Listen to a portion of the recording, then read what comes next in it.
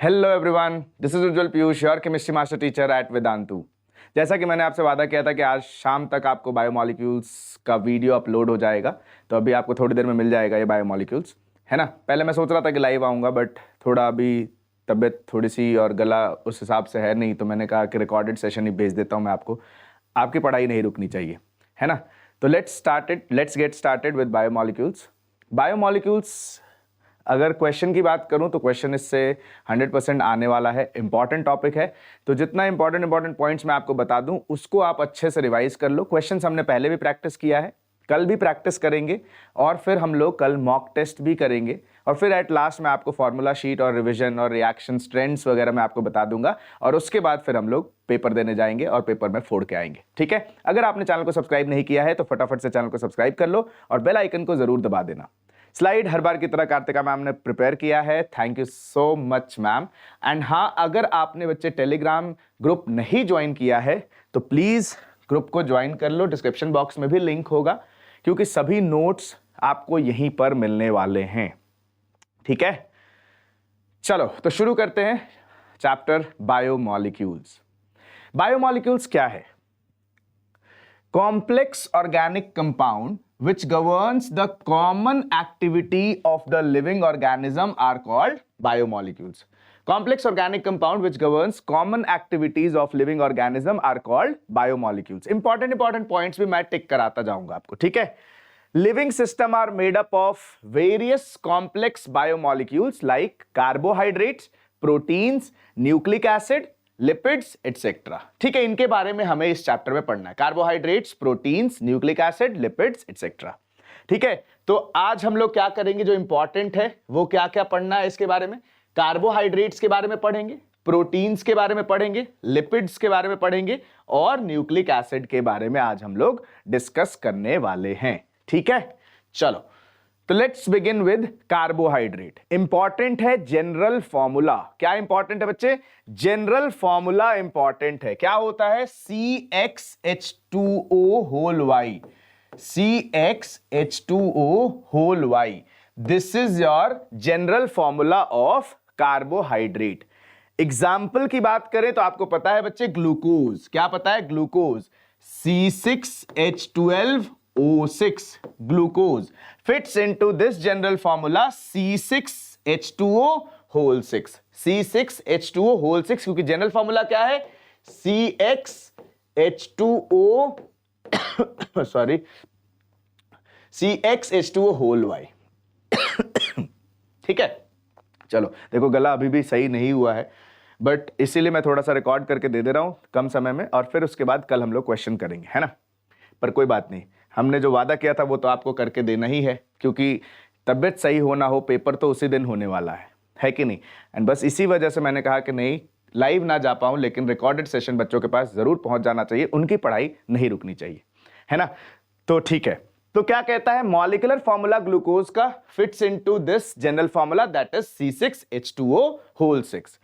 लेकिन हमेशा ध्यान रखिएगा, कहता है कि but all compounds which fits into this formula may not be classified as carbohydrates। सभी कंपाउंड जो इस फॉर्मूले में फिट हो जाए उनको हम क्लासिफाई नहीं कर सकते हैं कार्बोहाइड्रेट में। जैसे एग्जांपल है रामनोज। इंपॉर्टेंट, मार्क करो रामनोज, मार्क करो रामनोज, है ना। C6H12O5 is a carbohydrate. ये कार्बोहाइड्रेट है but does not fit in this definition. इस स्लाइड से इंपॉर्टेंट ये है, मैं आपको पूरा इंपॉर्टेंट, अगर आपने पहली बार भी बायोमॉलिक्यूल्स पढ़ रहे हो तो क्वेश्चन के पॉइंट ऑफ व्यू से इंपॉर्टेंट मार्क करा दूंगा। आप उतना भी करके चले जाओगे तो क्वेश्चन हो जाएगा, ठीक है। तो रामनोज इंपॉर्टेंट मार्क कर लीजिए कि ये कार्बोहाइड्रेट है, लेकिन इस डेफिनेशन में, इस फॉर्मूले में ये फिट नहीं हो रहा है। तो क्या मार्क करना है? रामनोज C6H12O5। क्लियर है? चलो आगे बढ़ते हैं। Next is your chemically the carbohydrates में be defined as optically active. Carbohydrates में be defined as optically active polyhydroxy aldehydes और ketones. Optically active polyhydroxy aldehydes और कीटोन्स, और the compounds which produce such units on hydrolysis. Carbohydrates are optically polyhydroxy aldehyde और ketone या compounds which produce such units on hydrolysis, उसको हम लोग क्या कह रहे हैं, कार्बोहाइड्रेट कह रहे हैं। जैसे एग्जांपल ग्लूकोज और sucrose, example is glucose and sucrose. ठीक है, अगर हम क्लासिफिकेशन की बात करें कार्बोहाइड्रेट की, तो हम लोग क्लासिफाई करेंगे on their behaviour on hydrolysis, on the basis of their behaviour on hydrolysis. ठीक है, तो क्लासिफाई होता है मोनोसैकेराइड्स, इंपॉर्टेंट मार्क कर लीजिए, classification of carbohydrate, monosaccharide, oligosaccharide और पॉलीसैकेराइड। किस में क्लासिफाई कर रहे हैं, तीन पार्ट्स में, ऑन द बेसिस ऑफ और या on the behaviour of their hydrolysis, monosaccharides, oligosaccharides और पॉलीसैकेराइड्स। तो लेट्स बिगिन विद मोनोसैकेराइड्स। क्या होता है मोनोसैकेराइड्स, क्या है समझिए जरा ध्यान से। एक carbohydrate that can not be hydrolysed further, मतलब हम हाइड्रोलिसिस के बेसिस पर बात कर रहे हैं, तो मोनोसैकेराइड्स एक कार्बोहाइड्रेट है जिसको फर्दर हाइड्रोलाइज नहीं कर सकते हैं to give simpler unit of polyhydroxy aldehyde और कीटोन इज कॉल्ड मोनोसैकेराइड। मतलब एक कार्बोहाइड्रेट जिसको हम फर्दर हाइड्रोलाइज नहीं कर सकते हैं to give simpler unit of polyhydroxy aldehyde और कीटोन, उसको हम लोग कह रहे हैं monosaccharide. Some common examples are glucose, fructose, galactose etcetera. Monosaccharides के एग्जांपल क्या है, मार्क करो, ग्लूकोज, फ्रक्टोज और गैलेक्टोज। स्लाइड्स ऐसे ही बना हुआ है, जो इंपॉर्टेंट है वो रेड में लिखा हुआ है। तो this is your glucose, this is your fructose and this is your galactose. Structures आपके सामने बने हुए हैं, ठीक बात है। तो इसको कहते हैं monosaccharide. Next is your oligosaccharide. Oligosaccharide क्या होगा, ओलिगोसैकेराइड क्या होगा, carbohydrates that yield 2 to 10 monosaccharide units on hydrolysis. Carbohydrates with that yields 2 to 10 monosaccharide units on hydrolysis, उसको हम लोग कह रहे हैं ओलिगोसैकेराइड। मोनोसैकेराइड जो हाइड्रोलिसिस पर कुछ नहीं दे रहा है, लेकिन ओलिगोसैकेराइड की बात करें तो 2 to 10 मोनोसैकेराइड यूनिट्स मिल रहा है, उसको कह रहे हैं oligosaccharide. Common examples are sucrose, maltose, lactose etcetera. Common examples क्या है, sucrose, maltose, lactose etcetera. Sucrose देखो, अब यहां पर क्या है आपके पास, this is glucose and this is fructose. इन दोनों स्ट्रक्चर से, इन दोनों स्ट्रक्चर को जो जोड़ रहा है, this bond is known as glycosidic bond. कैसे बन रहा है बच्चे, कैसे बन रहा है, जरा आप इस स्ट्रक्चर को देखिए। यहां पे ग्लूकोज और फ्रक्टोज है, इस ग्लूकोज और फ्रक्टोज क्या है, HOH। यहां से अगर आप वाटर निकालते हो तो वाटर निकलेगा इस पॉइंट से, तो क्या होगा, एक O बॉन्ड से जुड़ेगा और उसी को हम लोग क्या कह रहे हैं, देखो यहां पर, उसी को हम लोग कौन सा बॉन्ड कह रहे हैं, उसी को हम लोग कह रहे हैं ग्लाइकोसिडिक बॉन्ड। उस बॉन्ड को हम लोग क्या कह रहे हैं, ग्लाइकोसिडिक। यहां एक OH, यहां एक OH था, उन दोनों से हमने क्या किया, वाटर निकाला, तो ये जो बॉन्ड से दोनों को जोड़ रहा है, this bond is known as glycosidic bond. Important है मार्क करना, इंपॉर्टेंट है मार्क करना, ठीक बात है, ग्लाइकोसिडिक बॉन्ड। क्लियर है। Next is polysaccharide. पॉलीसैकेराइड क्या होता है, पॉलीसैकेराइड की अगर हम बात करें तो polysaccharide carbohydrate which yield a large number of monosaccharide units. देखो पॉलीसैकेराइड में large number of monosaccharide units हैं ऑन हाइड्रोलिसिस। ओलिगोसैकेराइड में हम कह रहे हैं 2 to 10 मोनोसैकेराइड्स, और उसमें कोई फर्दर नहीं हाइड्रोलाइज प्रोडक्ट कुछ भी नहीं मिल रहा है, ठीक बात है। तो carbohydrates which yield a large number of monosaccharide units on hydrolysis are called polysaccharides. Examples are starch, cellulose, glycogen etcetera. Examples क्या है, स्टार्च, सेल्यूलोज, ग्लाइकोजन एटसेट्रा। तो ये क्या है, आपके ग्लूकोज मॉलिक्यूल्स आपके जुड़े हुए हैं, ये स्टार्च है, दिस इज योर पॉलीसैकेराइड। तो एग्जांपल्स याद रखना है, डेफिनेशन याद रखना है। तो पॉलीसैकेराइड क्या हो गया, polysaccharide which yields large number of monosaccharide units on hydrolysis, उससे हम लोग क्या कह रहे हैं, पॉलीसैकेराइड कह रहे हैं। Now second classification is on the basis of reducing sugar and non reducing sugar. तो कहता है रिड्यूसिंग शुगर वो होंगे those carbohydrate which reduce Fehling solution and Tollens reagent. Reducing sugar कौन से होंगे, all those carbohydrate which reduce Fehling solution and Tollens reagent, उसको हम लोग क्या कह रहे हैं, उसको हम लोग कह रहे हैं reducing sugar। और all those carbohydrate which can't reduce Fehling solution and Tollens reagent, that is known as non reducing sugar। ठीक बात है। अब कहता है ऑल मोनोसैकेराइड वेदर एल्डोज और कीटोज आर रिड्यूसिंग शुगर। कौन सा है बेटे? मोनोसैकेराइड। मोनोसैकेराइड का हाइड्रोलिसिस प्रोडक्ट क्या था? कुछ भी नहीं।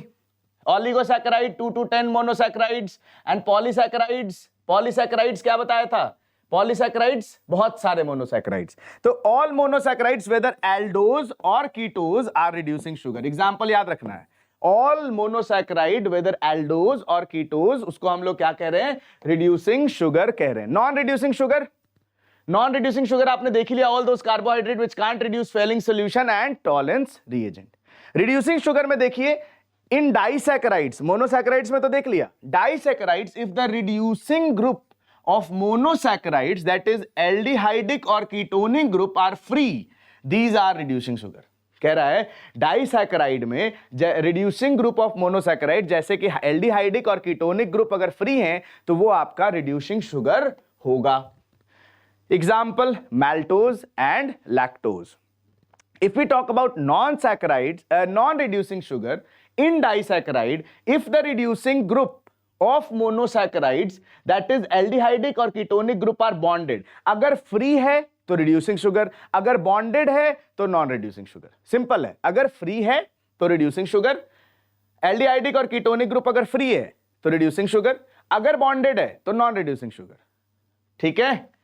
Example is sucrose. एग्जाम्पल क्या है बच्चे? सुक्रोज। क्लियर है? देख लो, अब देख लो आपके पास reducing sugar, this is your reducing sugar, aldehydic group free D glucose, non reducing sugar, this is your sucrose. Alpha glucose and beta fructose के बीच में क्या बन रहा है? Glycosidic bond and this is known as alpha 1,2 glycosidic bond. Alpha 1,2 glycosidic bond. तो this is example of reducing sugar. और ये बना कैसे? फिर से वही बताया था ना, ग्लूकोज और फ्रक्टोज के बीच में OH वाटर निकालोगे तो वो जो बॉन्ड से जुड़ रहा है उसको हम लोग क्या कह रहे हैं? Glycosidic bond and this bond is known as here it is known as alpha 1,2 glycosidic bond. Clear? चलो next, moving towards glucose. Laboratory method से कैसे प्रिपेयर करते हैं? सुक्रोज लिया आपने, वाटर से यानी हाइड्रोलिसिस कराओ, sucrose is C12H22O11 plus water, H plus क्या मिलेगा आपको? C6H12O6 that is glucose and fructose. Laboratory method में कैसे प्रिपेयर करेंगे? सुक्रोज के हाइड्रोलिसिस करेंगे तो आपको क्या मिल जाएगा बेटा? ग्लूकोज और फ्रक्टोज। कमर्शियल मेथड का प्रिपरेशन देखें, स्टार्च और सेल्यूलोज ले लो, अगेन वाटर लिया तो आपको मिलेगा क्या? ग्लूकोज। तो अगर C6H10 होल 5N स्टार्च या सेल्यूलोज और उसका अगर हम H प्लस और हीट के साथ रिएक्शन कराएं 393 केल्विन और 2 to 3 ATM पे, तो एक इसमें कन्वर्ट हो जाएगा, ग्लूकोज में कन्वर्ट हो जाएगा। और इस तरीके से कमर्शियली हम लोग ग्लूकोज का प्रिपरेशन करते हैं। Now let's discuss about structure of glucose and हम बात करने जा रहे हैं open chain structure of glucose. This is your open chain structure of glucose. CHO, CHOH, CHOH, CHOH, CHOH और CH2OH। अब अगर हम बात करें तो 1 2, ये दिख रहा है आपको यहां पर, ये डिफरेंट ग्रुप, ये डिफरेंट, ये डिफरेंट, यहां पर और ये डिफरेंट है ना। इस तरीके से हम लोग क्या बात कर रहे हैं? दिस इज द स्ट्रक्चर 1 2 3 4 5 और ये आपका CH2OH। This is open chain structure of glucose, aldehyde on top and CH2OH on bottom. याद रखिएगा, स्ट्रक्चर से बेसिस पे भी क्वेश्चन आपसे पूछा जा सकता है। Reaction assigning open chain structure, this is very very important. जैसे ही आपको पता चल गया ऊपर CHO है, नीचे CH2OH और 4 CHOH है, आप ऐसे याद कर सकते हो, ऊपर CHO, बीच में 4 CHOH, नीचे CH2OH, इसको हम कह रहे हैं ग्लूकोज। अगर हम इसका रिएक्शन HI के साथ करते हैं तो आपको क्या हो जाएगा? नॉर्मल हेक्सेन मिलेगा, 6 कार्बन का स्ट्रेट चेन मिलने वाला। अगर HI के साथ हीट करेंगे तो नॉर्मल हेक्सेन आपको मिलने वाला है। अगर आप NH2OH के साथ रिएक्शन कराओगे तो ऑब्वियस सी बात है आपका ऑक्साइम का फॉर्मेशन होगा। मान लीजिए ये एक्चुअली तो क्या है? C double bond, actually C double bond हो और क्या है? एक बॉन्डेड जुड़ा हुआ है। अगर हम इसका रिएक्शन करते हैं किसके साथ बेटे? H2N और OH, है ना, यही तो है। तो यहां से क्या हो जाए?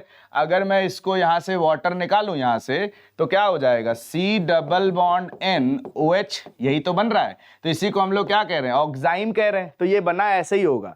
तो यहां से ये बता देता है कि ये अगर रिएक्शन कराता है, दिस इज हाइड्रोक्सिल अमीन। ये क्या है बेटा? दिस इज हाइड्रोक्सिल अमीन। अगर हम हाइड्रोक्सिल अमीन के साथ रिएक्शन करते हैं तो अगर ऑक्साइम का फॉर्मेशन होता है, दिस इज योर हाइड्रोक्सिल अमीन। ये क्या है बेटा? हाइड्रोक्सिल अमीन। और यहां से अगर किसका फॉर्मेशन होता है बच्चे?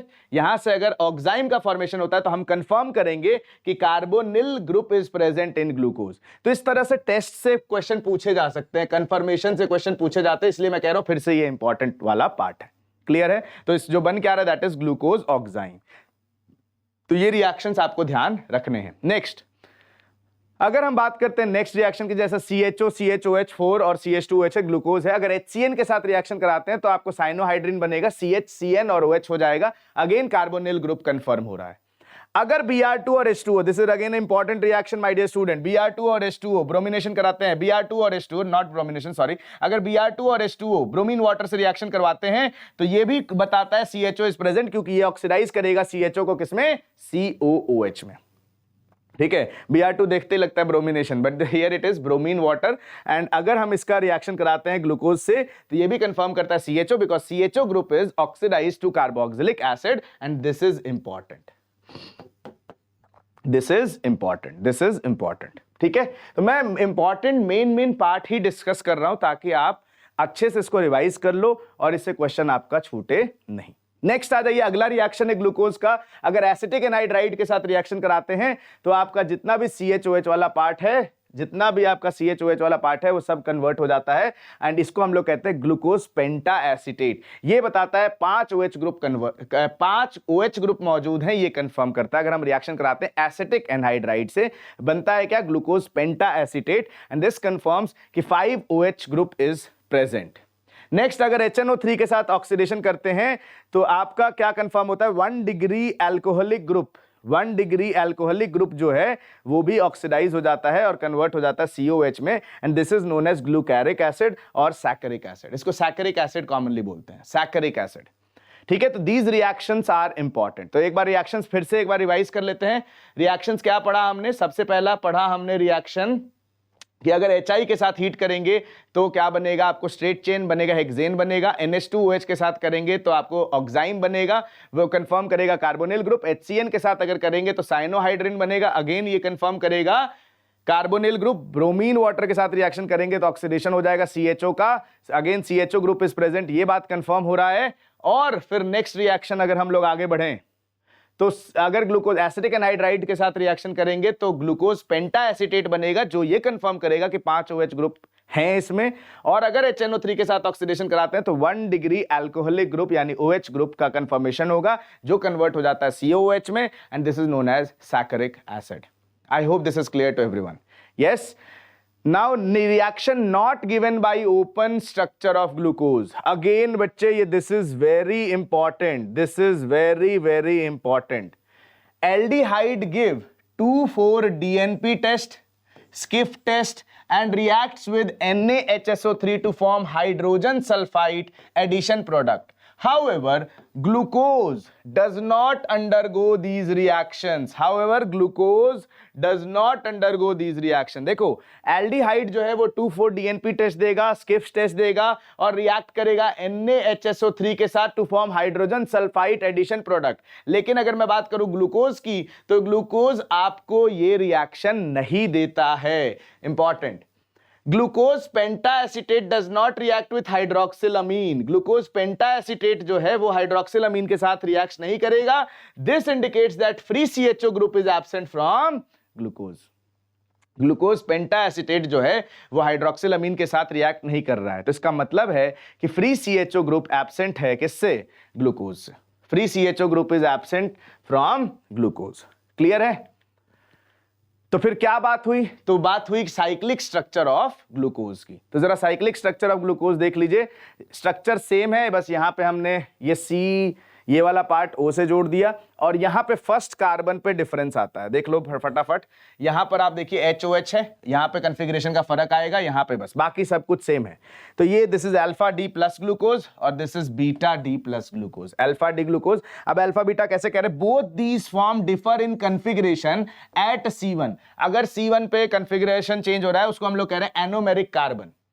C1 is known as anomeric carbon. तो यहां पर कंफिग्रेशन डिफर हो रहा है किस पे, फर्स्ट पोजीशन पर। यहां पे देखो OH राइट साइड में, वहां OH कहां है, लेफ्ट साइड में। Such isomers that is alpha form and beta form are called anomers. इनको ही कह रहे हैं, अगर हम फर्स्ट पोजीशन पर, फर्स्ट कार्बन पर अगर कॉन्फ़िगरेशन का चेंज हो रहा है तो ऐसे कंपाउंड को, ऐसे आइसोमर्स को हम लोग क्या कहते हैं बेटा, एनोमर्स कहते हैं। क्या कहते हैं बेटा, एनोमर्स। और वो कार्बन जिस पे कॉन्फ़िगरेशन बदल रहा है that is known as anomeric carbon. C1 को हम लोग क्या कह रहे हैं, एनोमेरिक कार्बन कह रहे हैं। ये भी क्वेश्चन का पार्ट हो सकता है, ठीक है। Next, cyclic structure of glucose की बात करें तो कहता है 6 membered cyclic structure, 6 membered cyclic structure of glucose is called pyranose structure, alpha beta in analogy with pyran।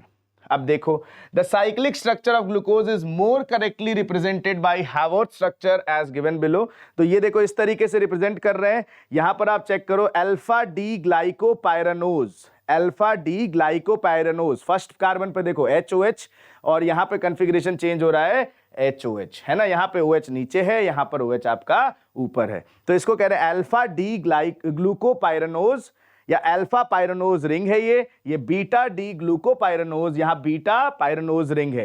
यहां देखो, यहां OH फर्स्ट कार्बन पर ये रहा, and this carbon is known as anomeric carbon, और ये एक दूसरे के क्या है, एनोमर्स है। तो आपसे साइक्लिक स्ट्रक्चर में भी दिखा करके आपसे पूछा जा सकता है, ठीक बात है।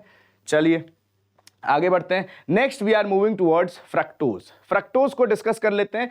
कहता है it is obtained along with the glucose by hydrolysis of disaccharide, जैसे सुक्रोज, ठीक है, ग्लूकोज के साथ मिलेगा। It is natural monosaccharide found in fruits, honey and vegetable. Natural monosaccharide है फ्रक्टोज, जो कि फ्रूट, हनी और वेजिटेबल में आपको प्राप्त होगा। It is also an important ketohexose, ये एक इंपॉर्टेंट कीटोहेक्सोज भी है, ठीक है। कहां मिलेगा, फ्रूट्स वेजिटेबल्स में मिलता है। स्ट्रक्चर की बात कर लेते हैं। ओपन चेन स्ट्रक्चर की अगर हम बात करते हैं तो देखो CH2OH, C double bond O, OHH, HOH, HOH और CH2OH, this is your fructose का स्ट्रक्चर। ये आपका फ्रक्टोज का स्ट्रक्चर है। CH2OH, जहां पे पहले CHO था ग्लूकोज के केस में, यहां CH2OH, C double bond O, CHOH, CHOH, CHOH और CH2OH। अगर इसमें बात करें कायरल और उसकी, तो आप लोग कर सकते हो, ये तो है नहीं, ये हो सकता है 1, ये 2 और ये 3। ये 3 आपका फिर से कायरल वो होता है जहां पर sp3 कार्बन, जहां पे सभी ग्रुप्स क्या हो बच्चे, डिफरेंट हो, ठीक है। तो इस तरीके से आपसे पूछा जा सकता है। ये ऑप्टिकल आइसोमेरिज्म में हम लोग पढ़ चुके हैं। नेक्स्ट आ जाइए, अगर साइक्लिक स्ट्रक्चर ऑफ फ्रक्टोज की बात करें तो कहता है 5 membered rings is name as furanose. 6 membered के साथ हम लोग कह रहे थे पायरानोज। 5 membered ring is named as furanose with the analogy to compound furan. ये फ्यूरैन है, ये 5 मेंबर्ड का रिंग बन रहा है, तो हम लोग इसको कह रहे हैं अल्फा डी फ्रक्टोफ्यूरेनोज, और this is beta D fructofuranose. देख रहे हो आप, this is alpha D fructofuranose. Cyclic structure 1 को जोड़ दिया इससे, और इसको भी हमने जोड़ दिया इससे, तो हम लोग इसको कह रहे हैं बीटा डी फ्रक्टोफ्यूरेनोज। और दूसरा है आपके पास, this is alpha D fructofuranose, this is known as furan, और इसके एनालॉगी में ही हम इसका नामकरण करते हैं। इसके एनालॉगी में ही हम इसका क्या करते हैं, नामकरण करते हैं। नेक्स्ट आ जाइए प्रोटीन्स। अब इंपॉर्टेंट क्या है, प्रोटीन्स। प्रोटीन्स से भी काफी बार क्वेश्चन पूछे गए हैं। तो पहले प्रोटीन्स के बारे में बेसिक अगर बात करूं, जो सब लोगों को पता ही है, they occur in every part of the body and form the fundamental basis of structure and functions of life. Proteins जो हैं वो बॉडी के सभी पार्ट्स में पाए जाते हैं, और ये फंडामेंटल बेसिस बनाते हैं structure and function of life का। They are also required for growth and maintenance of body. इसके बारे में बायो में आपने ज्यादा पढ़ लिया है, विल डिस्कस मोर अबाउट जो पूछा जा रहा है ना। तो they are also required for growth and maintenance of body. All proteins are polymers of alpha amino acid. सभी प्रोटीन पॉलीमर हैं अल्फा अमीनो एसिड के। अब अमीनो एसिड क्या है, amino acid contain amino group. Amino acid क्या contain करता है, amino group NH2 and carboxyl COOH functional groups, and they are joint together by peptide bond. समझिएगा, amino group यानी NH2 और कार्बोक्सिलिक ग्रुप यानी COOH, और ये ज्वाइन टुगेदर बाई किससे? Peptide bond to form protein. यानी कौन कौन से, अगर मैं बात करूं अमीनो एसिड में तो क्या क्या है? अमीनो ग्रुप है एंड कार्बोक्सिलिक फंक्शनल ग्रुप है, कार्बोक्सिलिक एसिड फंक्शनल ग्रुप है, and they are join together by peptide bond, उसको हम लोग कहते हैं प्रोटीन। अब देखो, अब यहां पर आपके पास क्या है? COOH एसिड, और ये क्या है? NH2। तो यहां से क्या हुआ? अगर मैं यहां से बात करूं तो C डबल बॉन्ड, यहां पे आपने HO और ये H यानी H2O बाहर कर दिया, तो यहां से जो बॉन्ड जुड़ रहा है दिस इज नोन एज, ये जो बॉन्ड बना आपके पास, ये हटने के बाद C के साथ अब जब N बॉन्ड जोड़ रहे हो, CON, ये पूरा bond, this is known as peptide bond, और वाटर बाहर निकल गया। तो कहता है कार्बोक्सिलिक ग्रुप फंक्शनल ग्रुप और अमीनो ग्रुप जुड़ा होता है जिस बॉन्ड से, उसको हम लोग कह रहे हैं पेप्टाइड बॉन्ड। ठीक बात है। यहां से जब वाटर निकाला तो C के साथ जुड़ा N यानी CON, C के साथ N जुड़ा, और CN वाला जो ये बॉन्ड है this is known as peptide bond. ये ध्यान रखना है। नेक्स्ट, अगर अमीनो एसिड की क्लासिफिकेशन कर दे तो on the basis of their synthesis, अगर अमीनो एसिड का क्लासिफिकेशन कर रहे हैं तो on the basis of their synthesis essential और नॉन एसेंशियल में क्लासिफाई करते हैं। एसेंशियल अमीनो एसिड्स वो होते हैं जो can not be produced in the body, essential amino acid body में प्रोड्यूस नहीं हो सकते हैं, और non essential amino acid can be produced in the body. Non essential amino acid produce हो जाते हैं बॉडी में। एसेंशियल के एग्जांपल की बात करूं तो वैलिन, ल्यूसीन, लाइजीन और आर्जिनिन, ये आपके एसेंशियल हैं। नॉन एसेंशियल की बात करें तो ग्लाइसिन, एलेनिन, ग्लूटामिक एसिड और एस्पेरेटिक एसिड, ये आपके नॉन एसेंशियल्स हैं। एग्जांपल्स इंपॉर्टेंट है, आपसे पूछ सकता है एसेंशियल और नॉन एसेंशियल के एग्जांपल, एक बार जरूर देख लीजिएगा। दूसरा, classification on the basis of number of NH2 and COH group. अगर नंबर ऑफ NH2 और COH ग्रुप पे बात करें तब भी हम क्लासिफाई कर सकते हैं अमीनो एसिड को एज न्यूट्रल, एसिडिक और बेसिक। बहुत सिंपल क्लासिफिकेशन है। अगर COOH ग्रुप का नंबर NH2 ग्रुप के नंबर के बराबर है तो हम इसको कहते हैं न्यूट्रल। अगर COOH ग्रुप का नंबर NH2 ग्रुप के नंबर के बराबर है तो हम लोग इसको कहते हैं न्यूट्रल। अगर COH ग्रुप का नंबर NH2 ग्रुप से ज्यादा है तो हम इसको कहते हैं एसिडिक, और अगर NH2 ग्रुप का नंबर COH ग्रुप से NH2 ज्यादा है, COH सिंपल देखो ना, COH इज एसिड तो एसिडिक में आ जाएगा, अगर ये ज्यादा है तो acidic, NH2 is basic in nature तो आपका अगर ये ज्यादा है तो बेसिक में आ जाए। सिंपल है, सिंपल आप लर्न कर सकते हो। अगर दोनों बराबर तो न्यूट्रल, COH ज्यादा तो COH इज एसिड तो एसिडिक, अगर NH2 ज्यादा, NH2 इज बेसिक तो NH2 अगर ज्यादा है तो उसको बेसिक कहेंगे। तो इस बेसिस पर आप क्लासिफाई कर सकते हो अमीनो एसिड को एज न्यूट्रल, एसिडिक और बेसिक। नेक्स्ट क्लासिफिकेशन है, एग्जाम्पल देख लो इसी का, न्यूट्रल का। न्यूट्रल का एग्जाम्पल है ग्लाइसीन, एक पूछा जा सकता है बच्चे, न्यूट्रल का एग्जाम्पल है ग्लाइसीन। एसिडिक का एग्जाम्पल क्या है? Aspartic acid, COOH, CH2, CNH2H और COH, this is aspartic acid. दो COH दिख रहे हैं यहां पे। न्यूट्रल क्यों? क्योंकि एक NH2 एक COH। ये क्या एसिडिक क्यों? दो COH एक NH2। और बेसिक का एग्जाम्पल है लाइजीन, दो NH2 और एक COOH। तो न्यूट्रल का एग्जाम्पल इज ग्लाइसीन, एसिडिक का एग्जाम्पल आपके पास एस्पेरेटिक एसिड, और बेसिक का एग्जाम्पल है लाइजीन। देख के पहचान सकते हैं। अमीनो एसिड की अगर फिजिकल प्रॉपर्टी की बात करें तो amino acids are usually colourless crystalline solid. Amino acids are usually colourless crystalline solid. These are water soluble, ये वाटर सॉल्युबल होंगे, इनकी मेल्टिंग ज्यादा होगी, हाई मेल्टिंग सॉलिड्स हैं, and behaves like salts rather than simple amines और carboxylic acid. Amino acids are water soluble, high melting solid, and they behave like salt rather than simple amines और carboxylic acid. This behaviour is due to presence of, क्यों ऐसा behave करता है? This behaviour is due to presence of both acidic यानी carboxylic group and basic amino groups in the same molecule. और इस वजह से ये ऐसा बिहेवियर शो करता है क्योंकि इनमें एक ही मॉलिक्यूल में दोनों, both acidic and basic, that is both carboxylic and NH2 group यानी अमीनो ग्रुप मौजूद होता है एक ही मॉलिक्यूल में। ठीक है, अब ये बहुत इंपॉर्टेंट स्लाइड है, ये बहुत इंपॉर्टेंट है, ध्यान से सुनिएगा। एक्वस सॉल्यूशन में the carboxylic group can lose a proton. Acid क्या करेगा बेटा? एसिड कार्बोक्सिलिक ग्रुप है, ये प्रोटॉन का लॉस करेगा, लॉस ऑफ H+।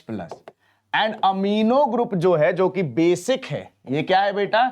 बेसिक है तो ये एक्सेप्ट करेगा प्रोटॉन, ये एक्सेप्ट करेगा proton, giving rise to a dipolar ion and known as zwitterion, giving rise to a dipolar ion जिसको हम लोग ज्विटर आयन कहते हैं। जैसे ये देखो RCH NH2 C double bond OOH, इसने क्या किया, एक H प्लस का लॉस किया और इसने क्या किया, इस H प्लस को खींच लिया, तो क्या बना RCH NH3 positive COO negative, और इस आयन को हम लोग कहते हैं ज्विटर आयन। आपसे क्वेश्चन में पूछा जा सकता है।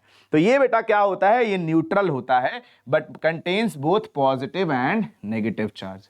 ये ओवरऑल न्यूट्रल है लेकिन ये कंटेन करता है दोनों पॉजिटिव और नेगेटिव चार्ज। समझ आया? कार्बोक्सिलिक ग्रुप में एक प्रोटॉन का लॉस कर दिया और अमीनो ग्रुप जो है, जो बेसिक है, वो प्रोटॉन को गेन कर लिया और ये इस फॉर्म में बन गया जिसको हम लोग डाइपोलर आयन कह रहे हैं, जिसको हम लोग ज्विटर आयन भी कहते हैं। ठीक है। In Zwitter ionic form, amino acid shows amphoteric behavior as they react with both acid and base. Zwitter ionic form में अमीनो एसिड जो है वो कैसा बिहेव कर रहा है, ये रिएक्ट कर रहा है दोनों एसिड और बेस से, इसीलिए इसको हम कहते हैं एम्फोटेरिक बिहेवियर शो करता है। ज्विटर आयनिक फॉर्म में अमीनो एसिड जो है वो एम्फोटेरिक बिहेवियर शो करता है बिकॉज वो रिएक्ट करता है बोथ एसिड और बेस से। Next is very important, this is also very important, कहता है ग्लाइसिन को छोड़ के, except glycine, again a important question, except glycine all other naturally occurring amino acids are optically active since the alpha carbon atom is asymmetric।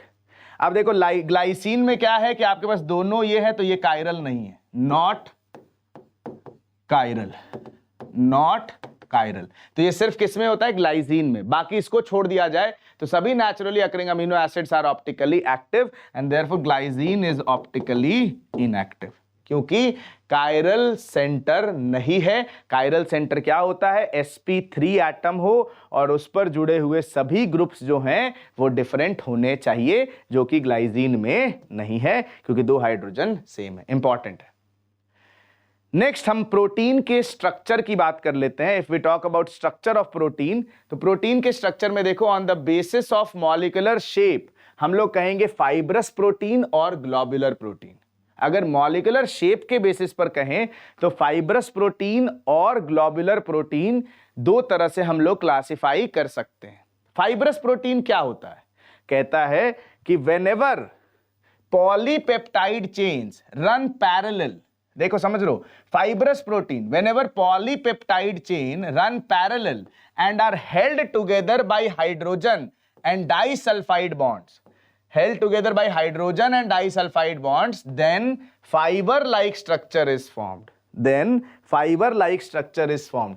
जब भी polypeptide chain एक दूसरे के पैरेलल होंगे और held together by hydrogen and disulfide bond, एक फाइबर-like structure form होगा जिसको हम लोग कह रहे हैं fibrous protein. Such proteins are generally insoluble in water. Fibrous proteins are generally insoluble in water. Important है। Some common examples are keratin. Keratin जो है वो आपका हेयर में होता है, बहुत बार सुना होगा आपने, जब भी सैलून वगैरह जाते हैं तो केराटिन ट्रीटमेंट कर दें सर, केराटिन ट्रीटमेंट कर दें मैडम, ऐसे कहते हैं ना, वो पूछते हैं, तो ये वहीं से मैंने सुना था। Some common examples are keratin, क्योंकि हम लोग जब इंजीनियरिंग पढ़ते तो बायोमॉलिक्यूल्स पर उतना ध्यान नहीं देते थे कि थोड़ा बहुत बस जितना काम होता था उतना पढ़ लेते थे। पर आप लोग बायो वाले हैं, बायो की तैयारी कर रहे होंगे, जो लोग इंजीनियरिंग की तैयारी कर रहे हैं उनको भी ज़रूरत है वैसे ये, वो अलग बात है कि हम लोगों ने ध्यान नहीं दिया, लेकिन हाँ जो बायो की तैयारी कर रहे हैं उनको तो सब कुछ ये सब पता ही है, सारा यही सब रटते हैं वो लोग, यही सब याद करते हैं, यही सब समझते हैं, है ना। हम लोगों का ज़्यादा पाला मैथ्स और फिजिक्स से पढ़ता था, क्यों। Some common examples are keratin present in hair, wool, silk and myosin present in muscles. तो फाइब्रस प्रोटीन के एग्जाम्पल है keratin present in hair, wool, silk and myosin जो कि मसल में मौजूद होता है। तो फाइब्रस प्रोटीन क्या है बेटा, polypeptide chain run parallel to each other and held together by hydrogen और डाइसल्फाइड बॉन्ड, जिसको हम लोग कहते हैं फाइबर लाइक स्ट्रक्चर, और उसी को हम लोग फाइब्रस प्रोटीन कहते हैं। Next is globular protein.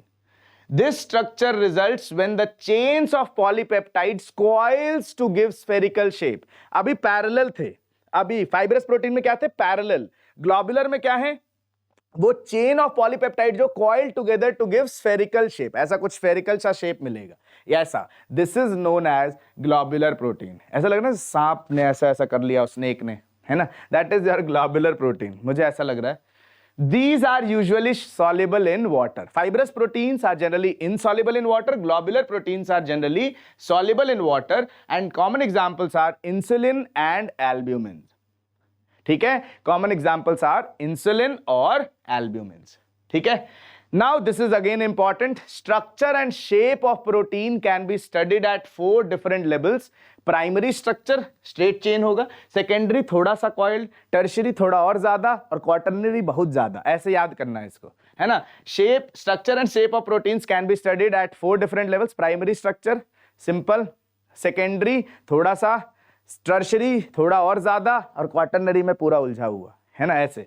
तो each level being more complex than previous one, वही कह रहा हूं ना, each level being more complex than previous one. तो लेट्स स्टडी। देखो जरा पहले दिखाता हूं, ये प्राइमरी स्ट्रक्चर है, सीधा सीधा सीधा, है ना, अमीनो एसिड्स ये दिख रहे हैं। सेकेंडरी स्ट्रक्चर में आप देखो थोड़ा सा, है ना, ऐसा ऐसा कॉइल, ये बीटा प्लीटेड शीट है, और ये अल्फा हेलिक्स अभी बताऊंगा। नेक्स्ट टर्शियरी प्रोटीन में देखो थोड़ा और कॉइल, और क्वार्टरनरी में तो पूरा ही ऐसे एकदम सब ऐसे कॉइल बहुत ज्यादा। तो हर स्ट्रक्चर हर बाद वाला स्ट्रक्चर थोड़ा ज्यादा कॉम्प्लेक्स है as compare to previous one. ठीक है, तो एक एक करके डिस्कस करते हैं। पहला है प्राइमरी स्ट्रक्चर। पहला क्या है बेटा, प्राइमरी स्ट्रक्चर। प्रोटीन में हैव 1 और मोर पॉलीपेप्टाइड चेन। प्रोटीन के पास एक या एक से अधिक पॉलीपेप्टाइड चेन होगा, और each polypeptide, this is important,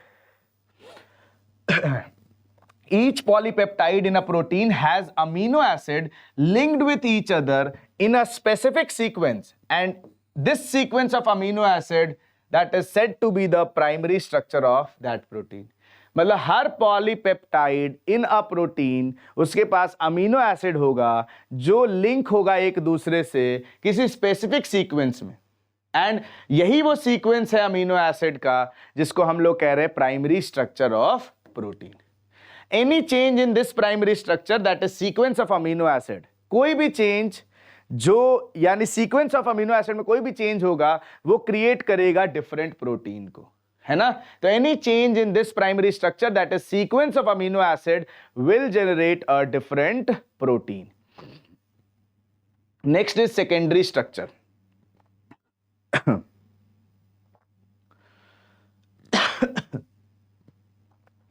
next क्या है, सॉरी, नेक्स्ट इज योर बच्चे सेकेंडरी स्ट्रक्चर।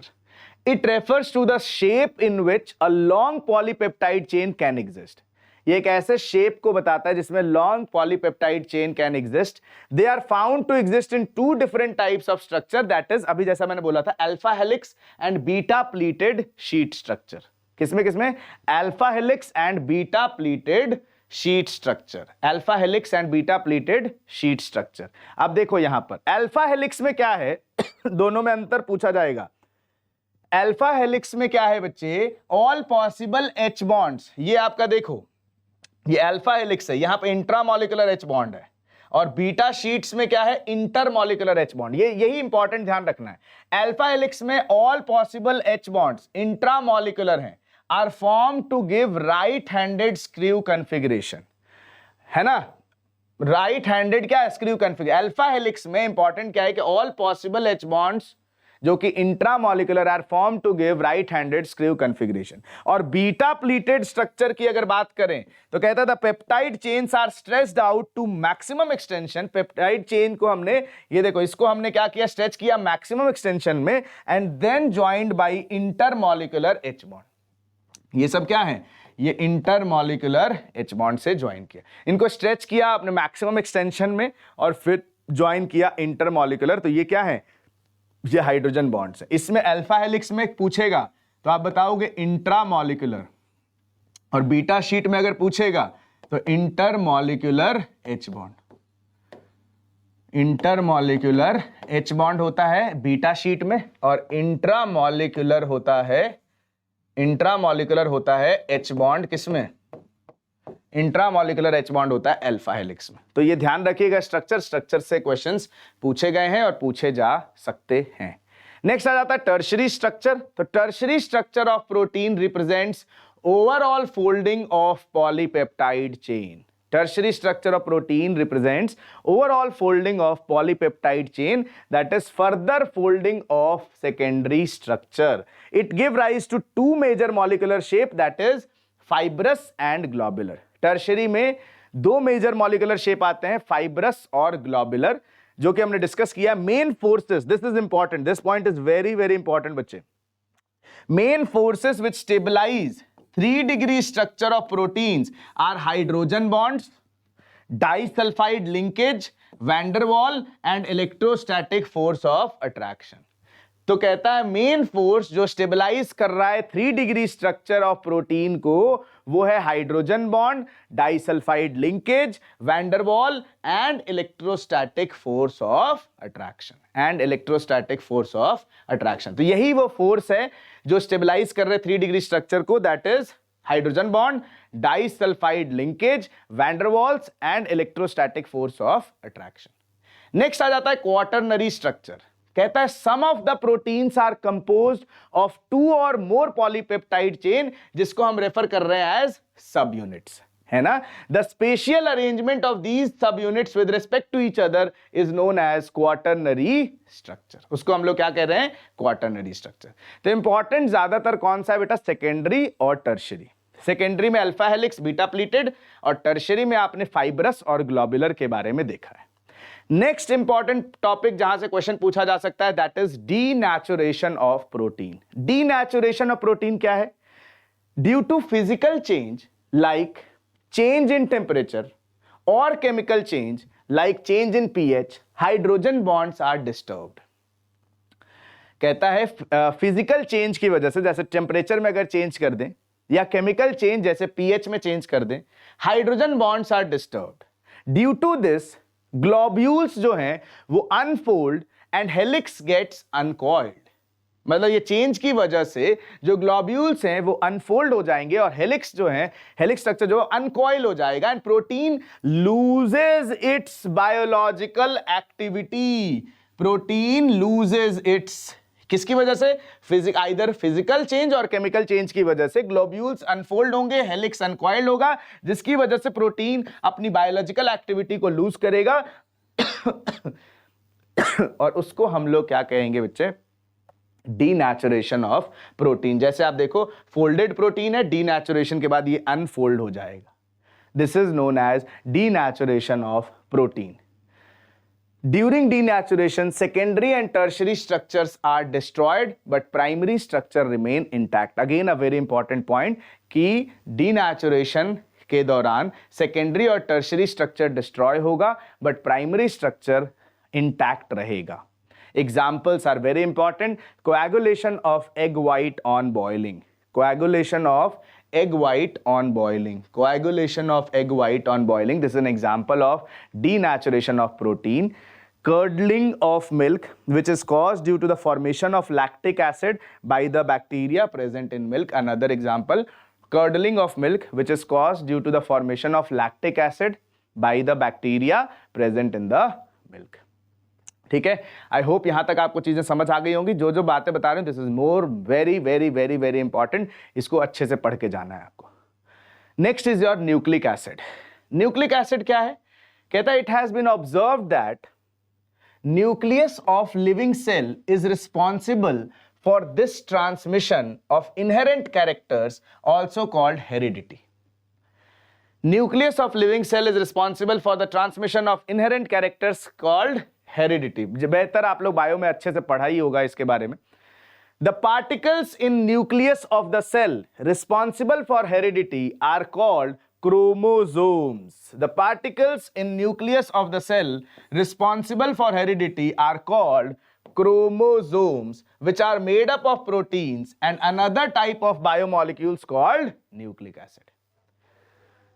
तो particles in nucleus of the cell जो कि रिस्पॉन्सिबल है हेरिडिटी के लिए, उसको हम लोग कहते हैं क्रोमोसोम, जो कि बना होता है प्रोटीन से, और अनदर टाइप ऑफ बायोमॉलिक्यूल जिसको हम लोग न्यूक्लिक एसिड कहते हैं। दीज आर, अब इनसे हमें मतलब नहीं था, क्वेश्चन ये ज्यादातर नहीं पूछेगा क्या, these are mainly of two types, that is deoxyribonucleic acid DNA and ribonucleic acid that is RNA. दो चीजें इंपॉर्टेंट है, इससे भी क्वेश्चन पूछेगा, that is deoxyribonucleic acid that is DNA and ribonucleic acid that is RNA. If we talk about chemical composition of nucleic acid, तो complete hydrolysis of DNA और RNA yields a pentose sugar, phosphoric acid and nitrogen containing heterocyclic compound, जिसको हम लोग base भी कह रहे हैं, है ना, nitrogen containing heterocyclic compounds called bases, nitrogenous base, pentose sugar, phosphoric acid and nitrogen containing heterocyclic compounds। अगर डीएनए मॉलिक्यूल में केमिकल कॉम्पोजिशन देखिए जरा ध्यान से, यहां इंपॉर्टेंट है, in DNA molecules the sugar moiety is beta D2 deoxyribose, where is RNA molecule it is beta D ribose. Beta D ribose, यहां पे देखो ये है बीटा डी राइबोज, यहां पे ऑक्सीजन है, यहां beta D2 deoxyribose, second position से देखो OH गायब है, ऑक्सीजन गायब है, सेकेंड पोजीशन से ऑक्सीजन गायब है, दिख रहा है आपको, तो इसीलिए यह है beta D2 deoxyribose and this is beta D ribose. तो स्ट्रक्चर अगर पहचानने के लिए आए कि कौन सा बीटा डी राइबोज है या बीटा D2 deoxyribose है, तो सेकेंड पोजीशन पर चेक कर लेना, बाकी सब कुछ आपका सेम होगा। तो DNA contains again a very important composition. DNA contains 4 bases, question पूछेगा इस पे, एडेनिन, ग्वाइनिन, साइटोसिन और thymine. DNA contains 4 base, DNA के अंदर कौन कौन से, एडेनिन, ग्वानिन, साइटोसिन और थाइमीन। बोलो, एडेनिन कहते हैं ना, एडेनिन, ग्वानिन, साइटोसिन और थाइमीन। और आरएनए भी 4 बेसिस हैं, adenine, guanine, cytosine and uracil. फर्क कहां है, डीएनए में थाइमीन है और आरएनए में यूरेसिल है। ये आपका एडेनिन का स्ट्रक्चर, दिस इज ग्वानिन का structure, this is thymine, this is cytosine and this is uracil. तो DNA contains 4 bases, adenine, guanine, cytosine और thymine. RNA contains 4 bases, adenine, guanine, cytosine और uracil. Next difference देख लो, difference से भी question पूछा जा सकता है, that is difference between DNA and RNA. RNA में बेस कौन कौन से बच्चे, साइटोसिन, ग्वानिन, एडेनिन और यूरेसिल है आरएनए के अंदर, और डीएनए के अंदर बेस है साइटोसिन, ग्वानिन, एडेनिन और थाइमीन है। ठीक है, तो डिफरेंस इज इंपॉर्टेंट। देख लो, आरएनए क्या है, sugar is D ribose, sugar is D ribose, और डीएनए, डी से डीऑक्सी ऐसे याद कर लेना, sugar is deoxyribose. Single stranded alpha helix structure होता है आरएनए के अंदर। आरएनए के अंदर क्या होता है बेटा, single stranded alpha helix structure. DNA के अंदर होता है double stranded alpha helix structure. DNA के अंदर होता है double stranded alpha helix structure. Base units कौन कौन से हैं, एडेनिन, ग्वानिन, साइटोसिन और uracil. Base units are adenine, guanine, cytosine और यूरेसिल। और यहां बेस यूनिट्स हैं एडेनिन, ग्वानिन, साइटोसिन और थाइमीन। डीएनए में थाइमीन और आरएनए में यूरेसिल। आरएनए में यूरेसिल, याद रखना, आरएनए में यूरेसिल। क्लियर है, आरएनए में यूरेसिल और डीएनए में थाइमीन। क्लियर। तो दिस कंप्लीट्स योर बायोमॉलिक्यूल्स। मेरा पूरा कोशिश था कि मैं लाइव आके कराऊं इसको, बट तबीयत की वजह से और थोड़ा सा गले का उसकी वजह से मैं नहीं आया, बट कोई बात नहीं, मैंने जो बोला था कि मैं आज अपलोड कर दूंगा, किसी भी तरीके से कराऊंगा। आपकी पढ़ाई नहीं रुकनी चाहिए, मैं मेडिसिन लिया हुआ है, कल हमें सारा कुछ करना है। मैं बता देता हूं, कल का एक बार मेडिसिन लेकर के ही काम करेंगे, कोई बात नहीं, एक दिन दवाई खा के ही काम कर लेंगे, लेकिन काम करना ज़रूरी है। अभी भी बिल्कुल नमक का पानी पी पी कर बोल दिया इतना, वो मुझे पता है रात में क्या होने वाला है, लेकिन काम नहीं रुकना चाहिए, आपकी पढ़ाई नहीं रुकनी चाहिए। 2 दिन बाद कल बस मेहनत का दिन है, उसके बाद तो फिर 2 दिन भले ही छुट्टी लेके मैं आराम कर लूँगा, लेकिन अभी छुट्टी मैं बिल्कुल अफोर्ड नहीं कर सकता, अभी बिल्कुल भी मैं खाली नहीं छोड़ सकता, ये सोच करके मैंने रिकॉर्ड किया। बट इसका आपको फ़ायदा उठाना है बच्चे। कल हम लोगों ने 11 घंटे की लाइव क्लास की, आज हम लोगों ने क्वेश्चंस प्रैक्टिस किए, उससे पहले हम लोगों ने फिर क्वेश्चन प्रैक्टिस किए। ऑलमोस्ट 300 क्वेश्चन हम लोगों ने प्रैक्टिस कर लिया है। थियरी पूरा मैंने आपको पढ़ा दिया है, बायोमॉलिक्यूल्स बचा हुआ था, वो भी मैंने आपको बोला था कि मैं आपको करा दूंगा, वो भी मैंने आपको करा दिया। बट आपको बेटा मैं अपनी तरफ से पूरा जान लगा रहा हूं, उम्मीद है कि आप भी जान लगा करके पढ़ रहे होंगे, तभी जाकर के बच्चे नंबर अच्छे आएंगे, है ना। तो कल का मैं आपको बता देता हूं कि कल यानी कि 13 दिसंबर को हम लोग क्या करने वाले हैं। 13 दिसंबर को सबसे पहले तो मैं आपको कराऊंगा क्या, कल मैं आप लोगों का ज़्यादा समय नहीं लूंगा ताकि आप लोग लास्ट मोमेंट पर अच्छे से रिवाइज कर सके। कल मेरा आपके साथ बस 2 बार मिलना होगा, 2 बार नहीं 3 बार मिलूंगा एक्चुअली। एक बार जाने से पहले एक बार बात करूंगा आप लोगों से, पर मेजरली अगर पढ़ाई के बेसिस पे बात करूं तो 2 बार मिलना होगा। पहला, एक बार हम लोग मिलेंगे 2 बजे के आसपास, एक बार हम लोग मिलेंगे बच्चे 2 बजे के आसपास, 2 PM के आसपास। इसमें हम लोग क्या करने वाले हैं, मैं सारा कुछ रिवाइज कराऊंगा, all concepts, concepts in the sense कि हम लोग कल क्या करेंगे, फॉर्मूला रिवीजन होगा इस सेशन में, फॉर्मूला रिवीजन, सभी फॉर्मूला एक जगह मैं आपको एक शीट दे दूंगा, फॉर्मूला रिवीजन। दूसरा, ट्रेंड्स इन पी ब्लॉक, जो भी पी ब्लॉक में जितने भी ट्रेंड्स हैं बच्चे वो हम लोग डिस्कस करेंगे, ट्रेंड्स डिस्कस करेंगे। और ऑर्गेनिक केमिस्ट्री की बात करूं तो ऑल रिएक्शंस, इंपॉर्टेंट रिएक्शंस हम लोग डिस्कस करने वाले हैं। यानी ये जो पार्ट होगा बच्चे, ये आपका पेपर देने से पहले एक फाइनल रिवीजन होगा। जो आप लोग शॉर्ट नोट्स बना के रिवाइज करते हो, वो भी मैंने सोचा कि मैं आपके लिए यहां हूं, मैं ही कराऊंगा आपको। तो ये एक तरह से फाइनल टच होगा आपका, एग्जाम से पहले फाइनल टच होगा। और इसको पूरा रिवाइज कराने के बाद ये अप्रॉक्सीमेटली 1.5 से 2 घंटे में हम लोग ये कर लेंगे।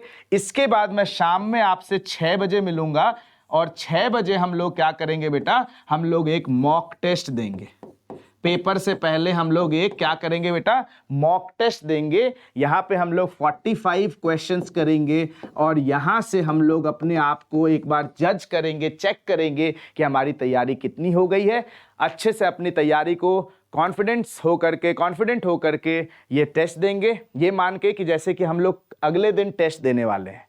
ये आपका एग्जैक्ट फाइनल मॉक टेस्ट होने वाला है बच्चे, 45 क्वेश्चंस का, ठीक बात है। और फिर उसके बाद हम लोग क्या करेंगे, फिर उसके बाद हम लोग बस पेपर अपना देने जाएंगे एकदम फ्री माइंड होकर के। उसके बाद हमें कुछ भी सोचने की जरूरत नहीं है, ठीक है। तो ये जरूर ध्यान रखिए। और अगर कल मैं यहां पे ये डिस्कस कराऊंगा, दोनों लाइव क्लास होगी बच्चे, दोनों लाइव क्लास होगी। यहां पे मैं आपसे पूछ लूंगा, अगर आपको और भी क्वेश्चंस प्रैक्टिस करने की जरूरत होगी तो हम इन दोनों के बीच में, यहां पे 2 से 6 के बीच में हम लोग वो भी कर लेंगे।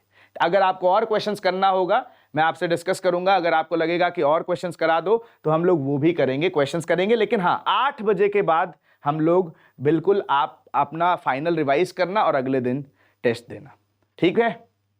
तो ये हमारा कल का शेड्यूल रहेगा। बायोमॉलिक्यूल्स अच्छे से रिवाइज कर लीजिएगा, बायोमॉलिक्यूल्स अच्छे से पढ़ लीजिएगा, क्योंकि आपको जो इंपॉर्टेंट पॉइंट्स थे वो मैंने करा दिए हैं। अच्छे से कर लो और इसके क्वेश्चन सॉल्व कर लेना, बिल्कुल टेंशन लेने की जरूरत नहीं है। चाहे जो भी हो जाए सिचुएशन, मैं और आप इतना भरोसा रखो कि मैं और आप साथ मिलकर के लड़ने वाले हैं, ठीक है, ठीक है। तो चलो, ऑल द बेस्ट, पढ़ते रहो, मुस्कुराते रहो और सवाल लगाते रहो, ठीक है। मिलते हैं कल लाइव सेशन में 2 बजे। Bye bye everyone, bye bye, take care, good night.